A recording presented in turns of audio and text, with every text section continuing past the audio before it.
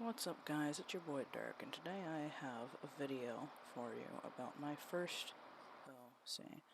And I use the term first OC somewhat loosely here, because I was a very imaginative child and I had played pretend basically from the point I had developed the ability to think for myself.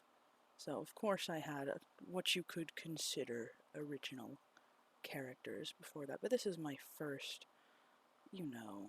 OC that I drew pictures for and hand wrote stories for in the little binder I carried around to all of my classes in middle school, which is certainly a memory that I have. And as you can see, while I am talking about this OC, I am also going to be redesigning slash redrawing this OC, so that's interesting.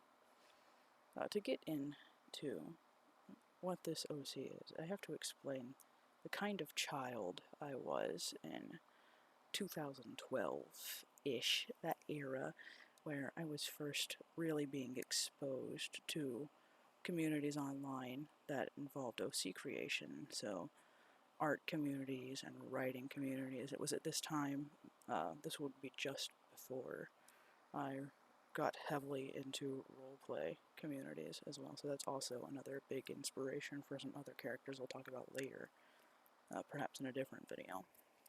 But I had become engulfed. Oh, engulfed sounds kind of negative. I had gotten into these communities mostly as a hobby to keep my little tween-age mind occupied while I sat at home in my bedroom while I wasn't at school during the summer. Fun fact about me, I wasn't allowed to go outside during the summer when my parents weren't home, because it wasn't a bad neighborhood, but we lived in an area that did have some unsavory characters, so I had to stay inside all day, and this is most likely the reason that I am, to this day, a very inside person. I don't like the outdoors. It's hot out there, and there's no air conditioning. But anyway, so to occupy myself, I got heavily into OC creation, and being the 12-year-old boy that I was into a lot of things that 12-year-old boys are into. So, I was into Lord of the Rings. I liked wolves just as a concept, and I was also very into, like, fantasy video games-ish. This era I hadn't really played any major fantasy video games, something that haunts me to this day because I unknowingly ripped off some of the worst video games, but which honestly I'm not sure if that's more of a roast on my part or on the part of, like, the writers of those video games. Regardless, so I was heavily into these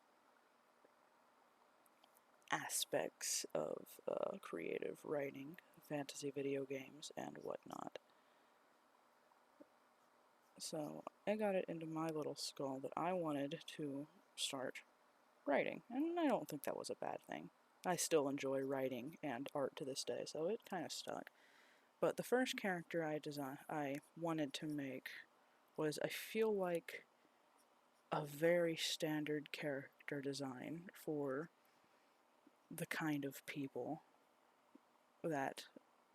person rather, that I would grow into. So, nowadays, I feel like we've started looking fondly back on the era of Sparkle Wolf DeviantArt OCs, and somehow, without ever having been exposed to DeviantArt, I had created this. I will say, to my credit, this character was not 1,000 different neon colors, but he might as well have been, and his name was Canis. And for the uninitiated, Canis is just Latin for dog, which very creative on my part, and the best part about Canis is that although normally he was just a human child, he could also turn into a wolf. which really I should have named him Lupus, I guess, because he did not turn into a dog. He turned into a wolf, but that's besides the point. Anyway, this Canis character kind of became the catch-all character for me. If I wanted to write anything, he became a placeholder character, and because of that, his characterization is kind of all over the place. In a lot of his original iterations, he would be somewhat mischievous, kind of a jokester who ran around and pranked his elders, I suppose. And then in later iterations, he kind of became an edgy badass because that's how my writing was going at that point in my life. But yes, initially Canis was very much a mischievous, kind of low-key character, which is kind of funny. I've never seen a single MCU movie. This is a fact that I've been told is shocking, but I wouldn't know. He was very mischievous, very much a prankster, and he always got his comeuppance in the end, which I kind of find strange, looking back on. I feel like most child self-insert characters are kind of like overpowered in that they don't really have an authority figure to reel them back in unless they're specifically written into a story where an adult authority figure is like a canon character that they've been placed in the care of, a la like the My Parents Sold Me to One Direction Wattpad stories that were around at this time. But Canis very much lived in a world dictated by rules, and a lot of these rules were entirely arbitrary, and that probably says something about the the condition of my childhood, but I'm not here to talk about my childhood. If this video gets 10 million views, I'll spill my tragic backstory. It's canon now. Keep that in mind. But yeah, Canis was under the guardianship of his uncle, Silas, who was also furry. Excuse me, I mean, someone who could transform into an animal. And Silas could turn into a Black Panther, which really doesn't make sense because Canis could turn into a wolf, and in some iterations, Canis had two brothers, Vulpus and Ursus, and they turned into a fox and a bear, respectively, keeping with like the Latin animal theme. And then Silas's name was just Silas, and he just turned into a Black Panther, which also didn't go with the setting. The main setting of most of these generic Canis stories was like a somewhat European American pre-colonialist coded forest. I say pre-colonialist. There was a lot of probably colonialist themes in there, and I should probably touch on the fact that like the spirit animal element of Canis and Co. I suppose, because if you can't tell, just by the way I talk, I am in fact incredibly white, and spirit animals, which these characters were directly inspired by the concept of spirit animals. Spirit animals are obviously not something that I, as a white person, really had any business writing. I'll cut myself a little slack. I was 12, but it wasn't the best look, as if I had like a multi-million person audience. But yeah, I do kind of cringe looking back, being like, ooh, that was not the best narrative decision for me.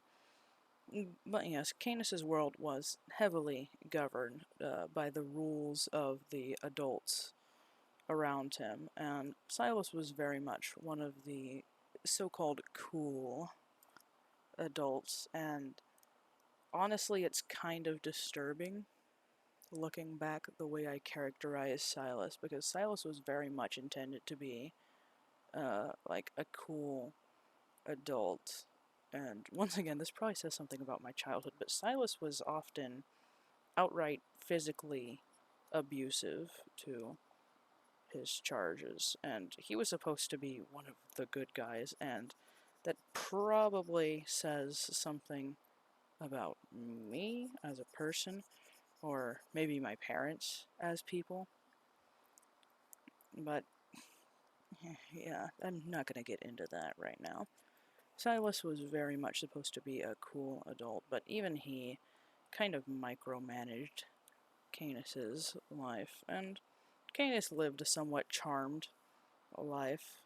It's very what modern day people might call cottage core.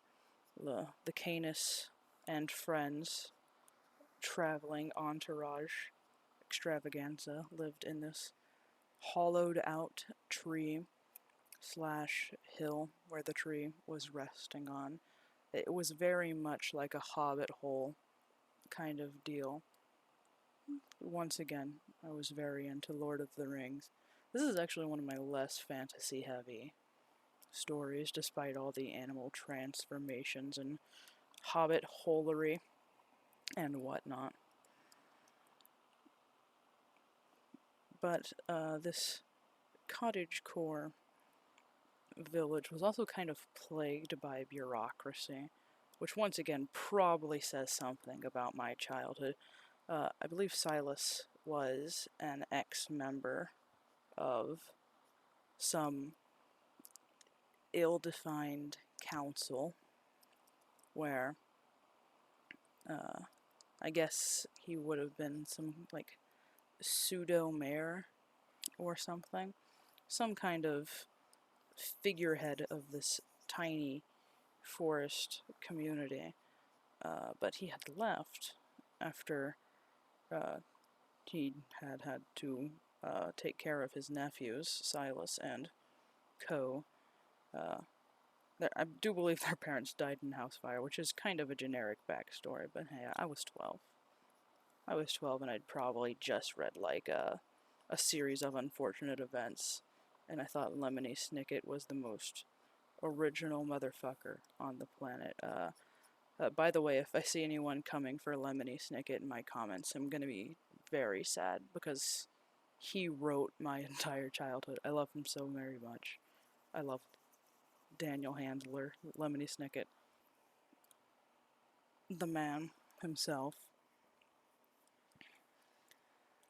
But yeah, after Silas had abandoned this government post, I suppose you could say, to take care of his nephews, he still held a like kind of power over the people of the community. They very much respected him, even though he was no longer in power, which was kind of strange because it was a fact of life that this community was very much not the kind of community that would have been accepting of the ability of the family to transform into animals, which transcoding maybe? Is that transcoding?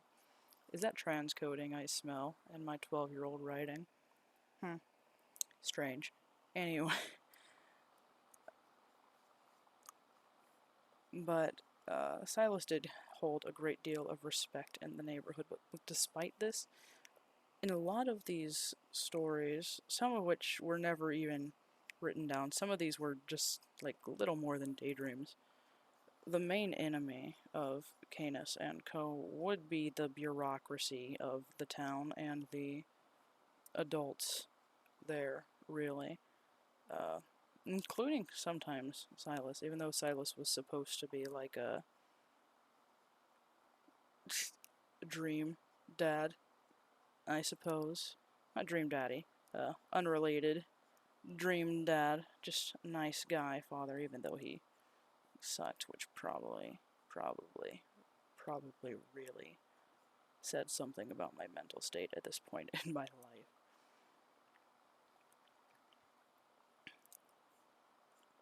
But yeah, Canis was very much a victim of the bureaucracy of the town. And I kind of find that interesting because at this age I was very much kind of not obsessed, but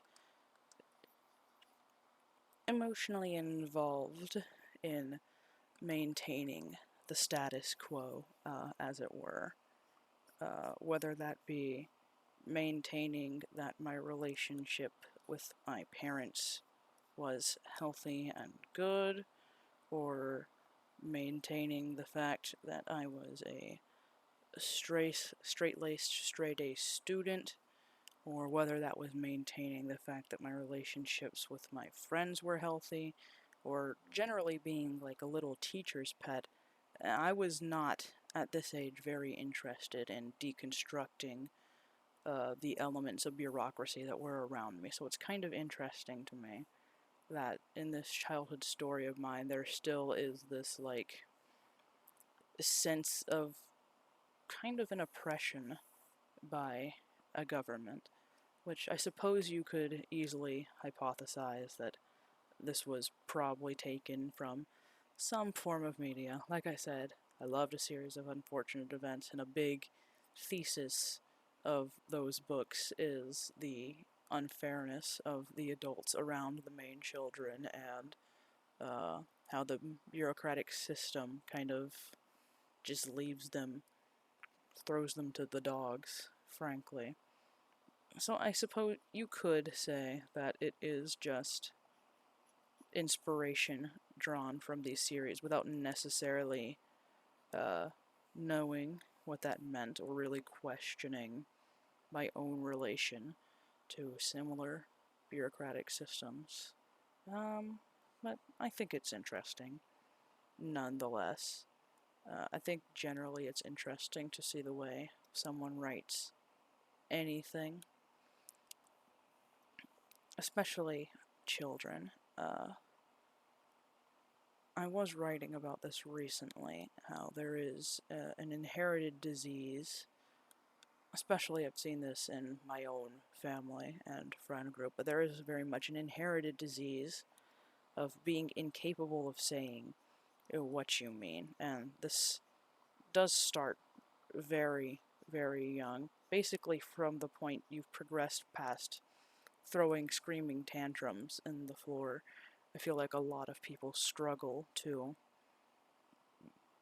say what they mean or to speak the truth out loud, not in a way where people are lying or where I'm like, everyone's passive aggressive and mean to me. But in a way where I feel like there are a lot of truths that we don't tell ourselves, or that we don't let ourselves know. And truths like that will come out in your writing and your art, whether or not you intend them to. So, even at this age, when I was unaware that I was transgender, or really even I was unaware of what a transgender person was, or I don't even think I knew what gay people were. Like I said, I was a sheltered child, but even at this stage in my life, where I was very much interested in upholding the system I'd been raised in, and, you know, kind of brushing away any doubts I had or any cracks that were starting to show in my ideology. In my writing from this time, I do see a lot of that, like, trust no one mentality, that, like, you can't trust the adults, you can't trust the system. It's just fascinating to me. The way that your soul comes through in your writing. Oh, well, that was a tangent. Putting all the bullshit about souls and writing and my traumatic backstory, which I will remind you don't get unless I get 1 million. Or was it 10 million? A lot of fucking views. Okay. 2 views. If I get 2 views on this video, I'll tell you everything that ever happened to me. I will not hesitate. Anyway, I keep going on tangents. I am very ADHD, and I mean this literally, not in like a I'm so ADHD way. Back to Canis and Co. In this iteration, Canis's stories were mostly a series of short stories I wrote down on like lined school paper, or things I dreamt up in class, or stories I would make up in my head before I went to sleep at night. These weren't like, there was no through line. There was no like, Canis is gonna take down the government thing. There was no, oh no, something happens and the family is torn apart, they gotta fix it. It was very much just like a episodic problem of the week kind of story where I just took some characters and put them in a setting, and when I was bored I would just think about them, really. And I would consider that like my first actual set of OCs. This Canis and Silas, and occasionally the brothers, who kind of came in and out of existence as I needed them. But Canis was very soon going to change into something entirely different, a different beast entirely from what he was, and I had no idea what was even coming in my life, what was about to happen. And if you would like to know what was about to happen in my life, you're gonna have to wait till the next video. That's right, I just pulled an epic prank on you. This is a 2-parter video. My first video with narration, and it's a 2-parter. I am already gamifying YouTube. I'm gonna get that sweet, sweet ad revenue. Anyway, if you liked this video, like or subscribe. Tell me how much you hate my nasally voice and lip smacking in the comments. And I will be back soon with a new video explaining where Canis went from there.